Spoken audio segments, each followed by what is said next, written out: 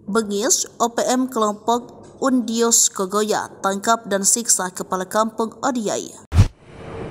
Organisasi Papua Merdeka kembali menimbulkan kekhawatiran di kalangan masyarakat.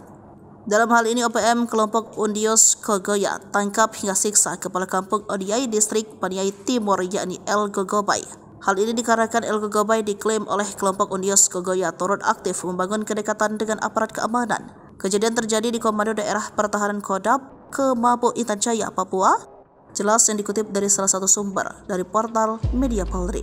OPM kelompok Undios Kogoya mengaku telah menangkap seorang warga masyarakat Paniai pada hari Senin 6 Mei 2024. Video yang beredar menunjukkan kekejaman yang dilakukan oleh OPM terhadap El Gogobay, kepala kampung Odiai distrik Paniai Timur. OPM menangkap El Gogobay lantaran menduga bahwa El Gogobay merupakan simpatisan APKAM, ibunya. Hal ini menjadi pemicu OPM untuk menangkap El Gogobay dengan senjata api. Penangkapan yang dilancarkan OPM ini bertujuan untuk mendapatkan pengakuan bahwa El Gogobay memang mendukung APKAM. Tidak hanya ditangkap, kepala kampung Odiai ini juga disiksa hingga diintimidasi oleh para OPM. Tindakan kekerasan yang dilakukan oleh OPM merupakan bagian dari serangkaian tindakan biadab pungkasnya.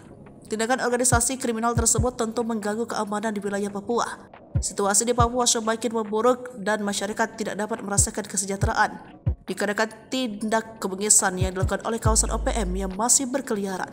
Diketahui tindak kejahatan yang dilakukan OPM ini tidak mendukung hak asasi manusia, terutama bagi warga sipil di Papua. OPM melakukan kesalahan moral yang serius dengan menggunakan kekerasan terangnya. Tindakan intimidasi oleh OPM ini diketahui untuk mencapai tujuannya memisahkan Papua dan NKRI ibunya.